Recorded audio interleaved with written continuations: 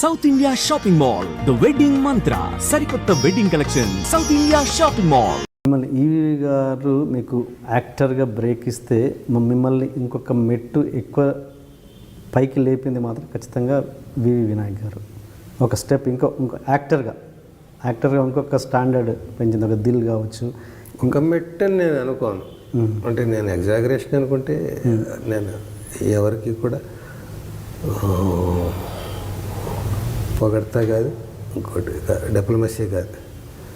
5-6 మెట్లు పైకి ఎక్కాను నేను అతని వల్ల. అతను ఎప్పుడు డైరెక్టర్ అవుతాడా అని ఎదురు చూసేవాడిని.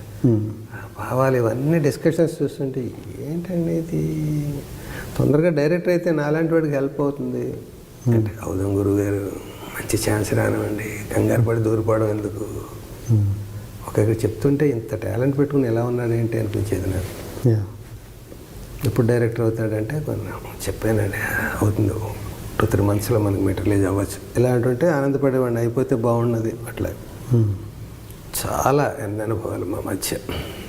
అదే మీ ఆత్మీయత ఏందో, మీ ఫ్రెండ్షిప్ ఏంటో నాకు తెలుసు, దగ్గరగా చూశాను కాబట్టి. అంటే ఆదిలో దిల్లో అలాంటి క్యారెక్టర్ ఇచ్చారు మిమ్మల్ని. ఒక విధంగా చాలా క్యారెక్టర్లు ఎన్ని ఇచ్చాడని పక్కన పెడితే ఇప్పటికి ఇవేళకి కూడా అతని మనసులో నేను వాళ్ళ చుట్టూ ఉన్న సర్కిల్స్లో నా రెఫరెన్స్ ఎప్పుడో ఒకటి నా చెవిని వేస్తూనే ఉంటాడు. అంత ఇష్టం ఏంటంటే మీకు వినాయక్ మీరంటే, మొన్న ఎలా అన్నాడు, నేను ఎలా, ఏదో ఒకటి చెప్తూ ఉంటాడు. ఎప్పుడూ మిమ్మల్ని గొప్పగా మీ గురించి చెప్తూ ఉంటాడు. ఎందుకు అదే నేను పర్టికులర్గా ప్రతి సినిమా మీరు ఉంటారా లేరా అని చూస్తుంటాను. ఎందుకు మీరు ఆయన సినిమాలో కనబడట్లేదు? కంప్లీట్ అంత ఆత్మీయత ఉన్నప్పుడు ఎందుకు అకామిడేట్ చేయలేకపోతున్నారు? చాలామంది అడుగుతుంటారు నన్ను ప్రశ్న. కొత్తలో ఏవేవో సమాధానాలు వెతుక్కుంటూ చెప్తూ ఉండేవాడిని. ఏమో నన్ను మంచి వేషం ఉండకపోవచ్చు, నాకు చిన్న వేషం ఇవ్వడం అతనికి ఇష్టం ఉండకపోవచ్చు, ఏదో చెప్పుకుంటూ ఉండేవాడిని. కానీ ఇంక రిపీటెడ్గా ఎక్కడో ఒక ట్రైన్లోనో, ఇక్కడ ఇంటర్వ్యూలో, లేకపోతే ఇంకో చోట ఎక్కడో అక్కడ, అదేంట్రా అసలు ఎందుకు గ్యాప్ వచ్చింది, ఏదో మా మధ్య ఏదో జరిగిపోయినట్టు మాట అనేసి చేతులు ఏదో కత్తిలో కటార్లో తీసుకున్నట్టు అలా ఏదో మరి ఏంటో. చాలాసార్లు కలిసాం మేమిద్దరు. తర్వాత ఎఫెక్షనే వేషాలు ఉండవు, మరి ఏంటో తెలియదు. నేను 1-2 సార్లు అడిగాను కూడా, ఎందుకు నేను నాకు వేషం ఉంటే మీ దాంట్లో అడుగుతున్నారు ఇలా అందరూ, కరెక్ట్ వేషాలు పడట్లేదు గురువుగారు, ఏదో ఒకటి ఇవ్వడం. అలా ఇచ్చాడు కూడా పాపం. ఒకటి బన్నీ అలాంటి సినిమాల్లో చిన్న ఒక షార్ట్ వేషం కూడా చేయించాడు నేను ఉండాలని. అతనికి అనిపించవచ్చు కదా, ఒక షార్ట్ చేయించడం ఏంటి ఆయన చేత అని అనుకుని ఒక గ్యాప్ వస్తుంది, మంచి వేషం ఇద్దాం అనుకుని ఉండొచ్చు. ఆ మంచి వేషం ఒక్కొక్కసారి ఏమవుతుందంటే, నాకు ఈ సొంత ఊరు ఇలాంటి కొన్ని సినిమాలు అవి ప్లస్ మైనస్ కూడా అయ్యాయి. అదే మంచి వేషం ఉంటేనే ఇతనికి వెయ్యాలి అనేది కొందరు అభిప్రాయం అయ్యి ఉండొచ్చు. సొంత ఊరు ఎప్పుడో అమ్మో 1వ తారీఖు ఎప్పుడో వస్తుంది, రోజు రావు కదా, రోజు సినిమాలు యాక్ట్ చేయాలి కదా. అందుకని అలాంటి వేషాలే ఇద్దాం అనుకోవడంలో ఒకసారి గ్యాప్ వస్తుంది. 2-3 సినిమాలు నేను లేకుండా అయిపోతాను. ఇంకా గ్యాప్ వల్ల నేను ఉండాలని, అది అసలు నన్ను ఆర్టిస్ట్గా నన్ను లిస్టులోనే ఉండకపోవచ్చు. మధ్యలో వాతావరణాలు మారుతూ ఉంటాయి, పక్క వాళ్ళ ఇన్ఫ్లుయెన్స్, అది వాళ్ళకి మాత్రం నేను ఉంటే వాళ్ళకి ఏంటి ఇబ్బంది, పక్క వాళ్ళ ఇన్ఫ్లుయెన్స్ ఎలా ఉంటుంది అసలు. ఓకే, అలా ఏమో నేను అలా కూడా అనుకో. ఏం జరిగిందో తెలియనప్పుడు, ఇప్పుడు నేను సినిమాలో హుష్కాకి అనే సినిమాలో డైలాగ్ రాశాను, దొంగోడు అనుమానం పారేసుకున్నోడి మీద ఉంటే పారేసుకున్నోడు అనుమానం ప్రతి ఓడి మీద ఉంటుంది. నా జేబులో 10 రూపాయలు పోయాయి కూడా, అక్కడ డబ్బులు పోయాయి నా నాటకంలో. పోతే అక్కడ ఎవడో దొంగ వేద ఒకడు ఉన్నాడు, వాడు కొట్టేసాడు. నేను నా 10 పోతే ఆయన అనుమానించాను, ఈయన అనుమానించాను. ఊళ్ళో ఉన్న మావాడు మొన్న వచ్చి వెళ్ళిపోయాడు, వాడు తీసి ఉంటాడు రా, వాడు కాదు వీడు, వాడు అలాంటి వాడు, అలాంటి వాడు కాదు, డబ్బు 10 రూపాయలు చేయదేంటి, ఇలా అందరినీ అనుమానిస్తాను. పారేసుకున్న దొరికినోడు, ఇప్పుడు నీకు దొరికింది, నీ అనుమానం నా మీదే ఉంటుంది. తెలిసిపోతుందా శ్రీరామ్కి, తెలిసిపోతుందా, తెలియకుండా ఎలా జాగ్రత్త పడాలి అని నువ్వు డిఫెన్స్లో వస్తావు. ఏమండి సరిగ్గా చూసుకోండి, దొంగ వేదవాళ్ళు ఎక్కువైపోతున్నారు, నువ్వు నన్ను కాసుకుంటే చాలు, నా మూడ్స్ తెలుసు నీకు, కానీ నాకు తెలియదు నువ్వు అని. నేను మొత్తం అందరినీ అనుమానం చేస్తున్నాను ప్రపంచంలో. అలాగా దొంగోడి అనుమానం పారేసుకున్నోడి మీద ఉంటే పారేసుకున్నోడి అనుమానం ప్రతి ఓడి మీద ఉంటుంది. అలాగే అతను నాకు ఎందుకు వేషాలు ఇవ్వట్లేదో అది నాకు తెలియదు. కాబట్టి ఇందుకేమో అందుకేమో అని 1000 రకాలు ఆలోచించడం కంటే అతనికి తెలిసి ఇవ్వట్లేదు, పోనీ రేపు ఇస్తాడు. ఏంటి ఇప్పుడు అతను ఏమైనా నడుం కట్టుకున్నాడా నాకు ప్రతి దాంట్లో వేషం ఇవ్వాలి? చూసేవాళ్ళకి అనిపిస్తుంది, నాకు అనిపిస్తుంది, సరే నేను కూడా ఉంటే బాగుంటుంది, మంచి మంచి సినిమాలు. అంటే మీరు వినాయక్ గారిని కలిసిన లాస్ట్ టైం ఎప్పుడు చివరిసారి కలిశారు మీరు? అంటే పర్సనల్గా ఇంటికి వెళ్ళి కలిసి అలవాటు అట్లా లేదు. మామూలుగా ఫంక్షన్స్లో చాలాసార్లు కలిసి. అంటే మీరు చాలా బిగినింగ్ డేస్ నుంచి ఎంత ఫ్రెండ్స్ నాకు తెలుసు. ఒకసారి బాగా గుర్తు మీరు చెప్పినట్టు ఏంటి హ్యాబిట్స్లో ఒకసారి ఆర్జీవి దౌడ్ సినిమాకి వెళ్ళినప్పుడు ఇద్దరు బైక్ మీద వెళ్ళారు. అక్కడ పెట్రోల్ అయిపోయింది అనేది, వినాయక్ గారి బైక్ పెట్రోల్ అయిపోయింది. ఏంటి ఇద్దరి దగ్గర డబ్బులు లేవంట. అది ఒకసారి చెప్పండి ప్లీజ్. దౌడ్ సినిమా చూద్దామని ఇద్దరు కూడా, అంటే రచయితగా నేను ఫైనాన్షియల్గా ఎంత ఘనతలో ఉండేవాడిని ఉదాహరణ. అది రచయితగా మీరేం సంపాదించారని అంటే అది ఉదాహరణ.